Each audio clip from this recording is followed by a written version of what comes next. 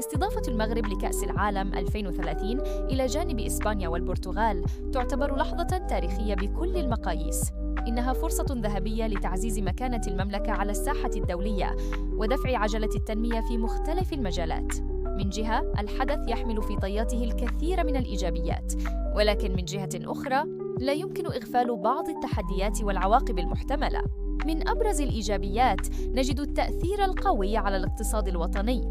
من المتوقع أن يجلب كأس العالم ملايين الزوار من مختلف أنحاء العالم، ما يعني انتعاشاً كبيراً في قطاع السياحة وخلق آلاف فرص العمل، سواء في مجالات البناء، الفندقة، النقل أو الخدمات.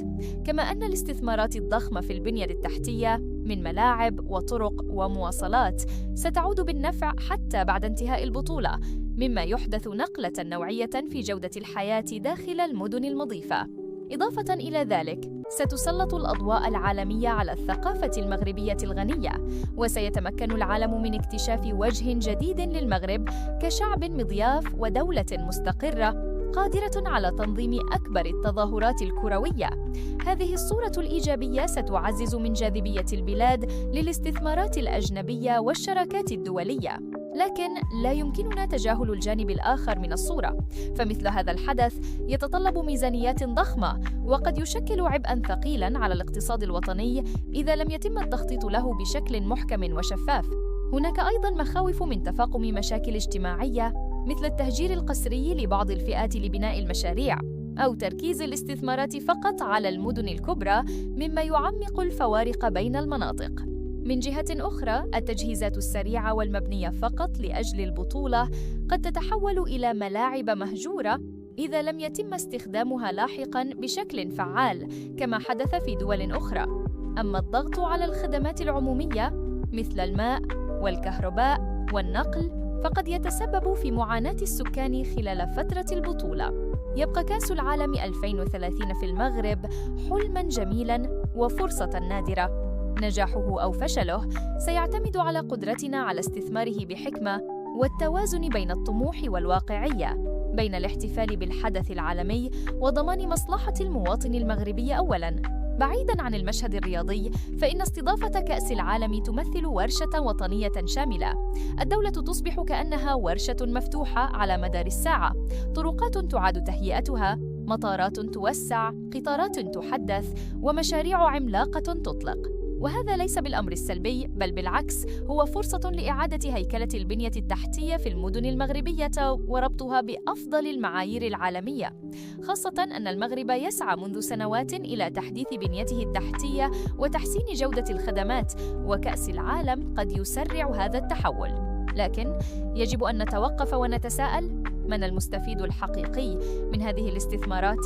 هل سيستفيد المواطن البسيط، أم ستبقى المشاريع مركزة فقط في المدن الكبرى مثل الدار البيضاء، مراكش والرباط؟ هناك خطر حقيقي أن تتحول البطولة إلى عرض فاخر لا ينعكس على حياة الفئات الفقيرة أو سكان المناطق المهمشة.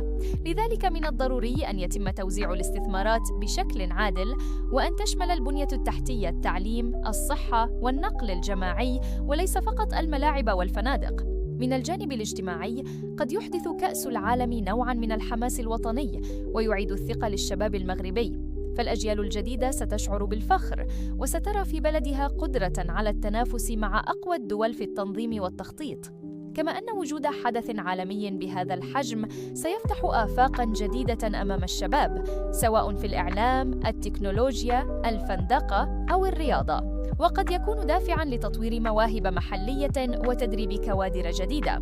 لكن في المقابل لا يمكن تجاهل التحديات الأمنية. استقبال مئات الآلاف من الجماهير من مختلف الجنسيات يحتاج إلى تخطيط أمني دقيق وتدريب عالي للأجهزة المختصة حتى يتم الحفاظ على الأمن دون المساس بالحريات الفردية. كما أن الاستعدادات يجب أن تشمل تعزيز ثقافة التسامح والانفتاح لتجنب أي احتكاك ثقافي أو اجتماعي مع الزوار. بيئياً، هناك أيضاً تأثيرات لا يستهان بها، فالأعمال الكبرى والتنقلات الضخمة واستهلاك الموارد خلال البطولة قد تترك بصمة كربونية مرتفعة. لكن المغرب لديه فرصة فريدة ليجعل من كأس العالم مناسبة لتعزيز السياسات البيئية كاستخدام الطاقة الشمسية في الملاعب وتعزيز النقل المستدام وتقليل النفايات، وبالتالي تقديم نموذج بيئي يحتذى به عالمياً. أما سياسياً فإن استضافة كأس العالم تعني تموقعاً جديداً للمغرب على الخارطة الجيوسياسية، فالمملكة لا تستضيف فقط حدثاً رياضياً، بل تؤكد للعالم أنها دولة مستقرة، طموحة، وقادرة على التفاوض والشراكة مع قوى عالمية كبرى. كما أن هذه المناسبة تعزز العلاقات مع الاتحاد الأوروبي والدول الإفريقية والعالم العربي، وقد تفتح آفاقاً جديدة للدبلوماسية الرياضية والثقافية. في النهاية، كأس العالم 2030 ليس مجرد بطولة، هو مشروع وطني، امتحان حقيقي للحكومة وللشعب وللمؤسسات. النجاح فيه يتطلب الشفافية، الرقابة، المشاركة الشعبية، والرؤية طويلة المدى.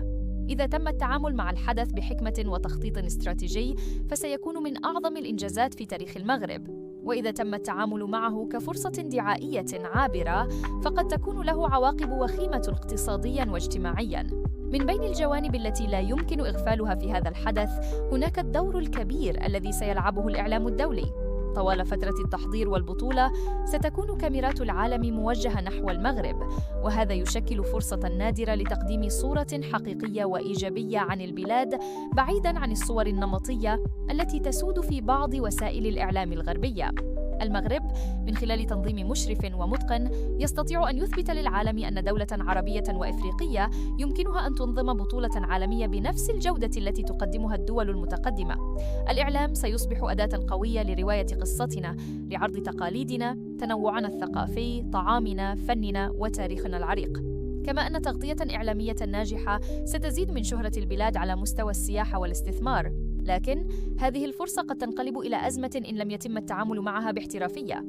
الإعلام الأجنبي لا يرحم، وسيكون سريعاً في كشف أي خلل أو إخفاق، سواء في التنظيم أو في ظروف العمل أو في حالة تجاوزات اجتماعية أو حقوقية.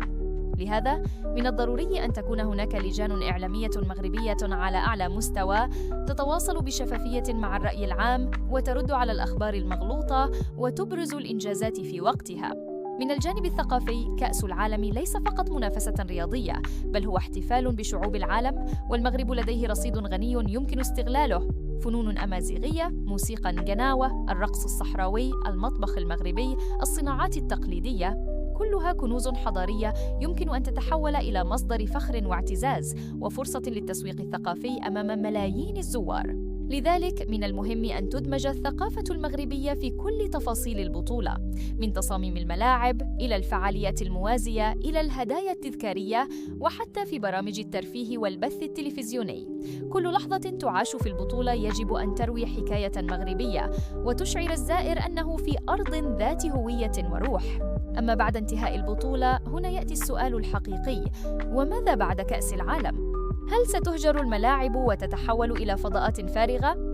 هل ستترك الفنادق الجديدة بدون زوار؟ هل سيتوقف الحماس فور انتهاء المباراة النهائية؟ هنا تكمن أهمية الرؤية ما بعد الحدث، والتي غالباً ما تغفل في مشاريع كبرى مثل هذه. المغرب يجب أن يضع خطة طويلة المدى للاستفادة من البنية التحتية المنجزة من خلال تنظيم بطولات أخرى، احتضان المعارض الدولية، تحفيز السياحة الرياضية، وحتى تحويل بعض الملاعب إلى مراكز تدريب للشباب. كما يجب الاستثمار في الكفاءة التي تم تدريبها خلال البطولة من المتطوعين والمترجمين وأطر التنظيم حتى لا تهدر هذه الخبرات. في النهاية، كأس العالم 2030 يمكن أن يكون بداية عهد جديد للمغرب، بداية تنموية، ثقافية، رياضية واقتصادية، لكنه يتطلب إدارة ذكية، شراكة فعالة بين الدولة والمواطن، ورؤية واضحة لا تكتفي بالاحتفال، بل تركز على البناء الحقيقي. لا تنسى الإعجاب والاشتراك في القناة ومشاركة الفيديو مع من يحتاج إلى دفعة تحفيز.